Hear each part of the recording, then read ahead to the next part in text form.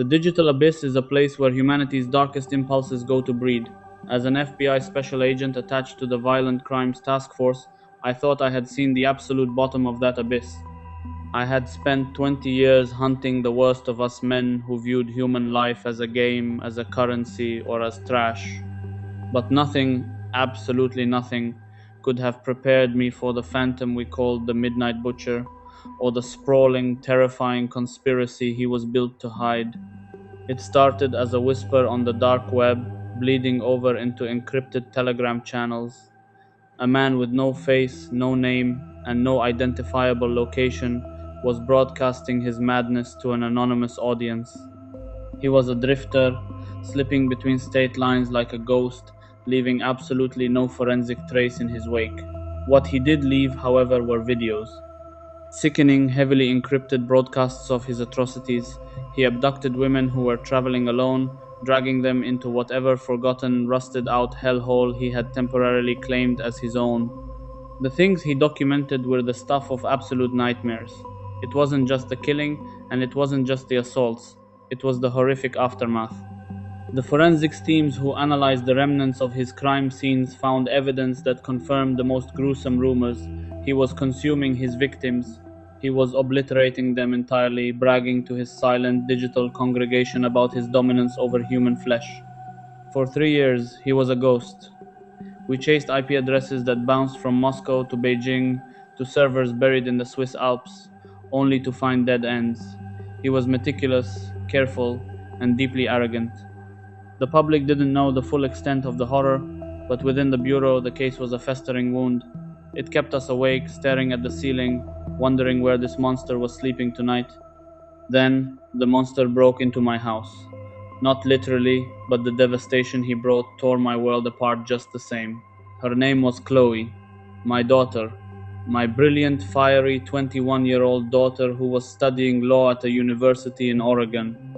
She was driving home for Thanksgiving break, taking the scenic route through the mountains. Her car was found idling on the shoulder of a deserted highway, the driver's side door wide open, her phone lying in the damp grass, its screen shattered. When the local sheriff called me, the air left my lungs. The world narrowed down to a pinpoint of absolute suffocating terror. And then, 2 days later, the video dropped. I was standing in the cybercrimes division at Quantico when the alert went off. One of the analysts, a young kid who looked like he hadn't slept in a week, turned to me with a face completely drained of blood. He didn't have to say a word. I shoved past him and stared at the monitor. The video was distorted, filmed in a damp concrete room lit by a single harsh bulb. And there, tied to a chair in the background, terrified but alive, was Chloe. The man, wearing his signature black tactical mask, stood in the foreground, speaking in that heavily distorted, mechanical voice, boasting about his latest prize. I didn't break down. I didn't cry. A strange, glacial calm washed over me, the kind of calm that only comes when a man realizes he has absolutely nothing left to lose. I was going to find him, and I was going to tear the world apart to get my little girl back. The FBI threw everything at the case. We brought in NSA analysts, satellite imagery experts, and every profiler on the payroll.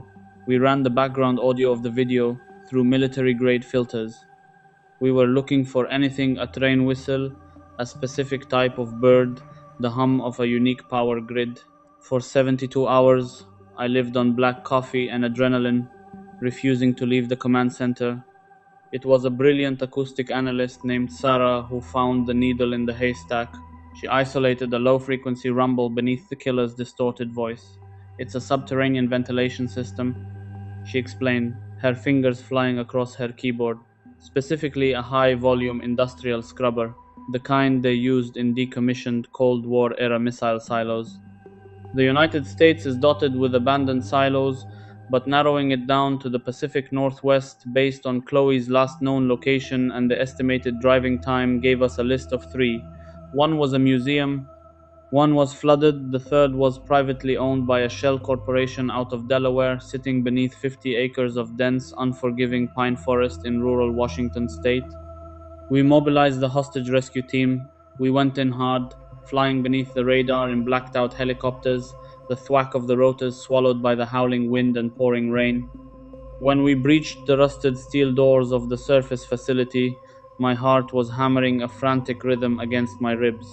We moved through the darkness like shadows, our night vision goggles painting the damp concrete in eerie hues of green. But as we descended into the bowels of the silo, something felt profoundly wrong. There was too much infrastructure. The Midnight Butcher was supposed to be a lone psychopath, a drifter living on the fringes of society. Yet, the facility was running on high capacity generators. There were server racks, pristine medical bays, and heavily reinforced holding cells that looked newly constructed. This wasn't the lair of a solitary madman. This was a fortress. We found him on the third sublevel, the man who had haunted my nightmares and the nightmares of a nation. He was sitting in front of a bank of monitors, his black mask resting on the desk beside a high end camera setup. When the HRT operatives pinned him to the floor, I grabbed him by the collar, hauling his face inches from mine. I demanded to know where my daughter was. I was ready to do things that would have stripped me of my badge. He just laughed.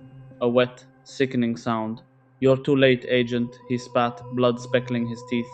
"I'm just the trailer. You missed the main feature." We tore the facility apart, but Chloe wasn't there. We found the room from the video, the chair, the harsh light bulb, but it was empty. However, what we found on the servers in the adjoining room shattered everything we thought we knew about the case. The Midnight Butcher wasn't a mastermind. He was a distraction, a highly paid, perfectly orchestrated smokescreen. The servers held ledgers, manifests, and heavily encrypted transport schedules. As our cyber team cracked the files, the horrifying truth began to unfold. This monster was bankrolled by a sprawling, sophisticated organized crime syndicate, a shadow network comprised of corrupt politicians, rogue military contractors, and international crime bosses.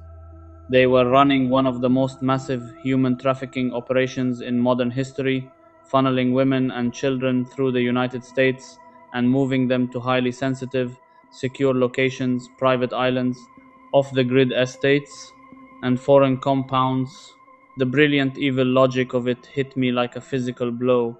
When a deranged serial killer is kidnapping women, torturing them, and broadcasting cannibalistic horrors on the internet, what do the authorities do? They panic. They pull every resource, every detective, every federal agent to hunt down the monster. The media goes into a frenzy, focusing entirely on the spectacle of the lone psychopath. And while the FBI, the local police, and the public are staring in absolute horror at the distraction, the syndicate is quietly moving hundreds of victims through the exact same jurisdictions. Completely undetected, the serial killer was the perfect cover for a mass scale logistical operation. But they had made one fatal mistake. They had taken my daughter, and they had let her face be seen. The ledgers indicated that while the psychopath discarded the victims he was given to play with to maintain his horrific facade, high value targets like Chloe, young, healthy, educated, were prepped for transport. A manifest showed a convoy was moving that very night, destined for a private maritime port on the Washington coast, where a rusted freighter was waiting to vanish into international waters. "We have 2 hours," I told the tactical commander, my voice cold, devoid of the panic that had ruled me for the past week. "Mount up. We are taking that port." The drive to the coast was a blur of flashing lights and screaming sirens. We didn't bother with stealth this time. The entire might of the federal government was bearing down on that port. When we arrived, the rain was coming down in sheets, obscuring the massive cranes and stacked shipping containers. The syndicate's mercenaries were heavily armed, wearing unmarked tactical gear, and they fought with the desperation of men who knew a black site prison was their only alternative to death. The gunfight was deafening. Tracers lit up the torrential rain, ricocheting off the steel containers. I moved with the breach team, my rifle raised, my heart entirely numb to the danger. I wasn't an agent anymore. I was a father coming to collect a debt. We pushed through the loading docks, dropping hostile targets, clearing warehouse after warehouse. The air smelled of cordite, salt water, and iron. Finally, we breached the main holding facility near the docks, a massive climate-controlled warehouse. Inside, the sight was both heartbreaking and enraging. Dozens of women and children were huddled together in makeshift pens, terrified, cold, and exhausted. The guards inside tried to raise their weapons, but my team put them down before they could even disengage their safeties. I ran down the line of cages, my flashlight cutting through the gloom, my voice cracking as I screamed her name, Chloe! Chloe! From the very back, in a reinforced holding cell meant for VIP transport, a fragile, trembling voice called out, Dad? I shattered the lock with a pair of bolt cutters I stripped from a dead guard. I threw the door open, and there she was. Bruised, terrified, her clothes torn but alive. When I wrapped my arms around her, the cold armor of the seasoned FBI agent finally cracked. I buried my face in her shoulder, and the tears I had held back for a week finally fell.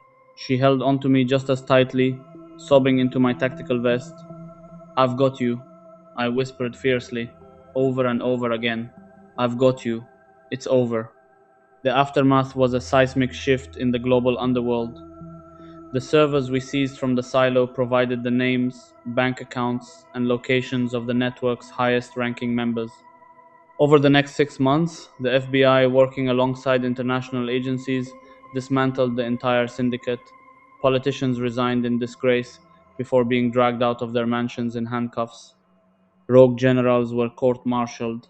The shadow network that had thrived on human suffering was dragged kicking and screaming into the blinding light of justice. As for the psychopath, the man who thought he could eat his way to infamy, he was buried deep in a federal supermax, locked in a concrete box where he would never see a camera, a computer screen, or the sky ever again.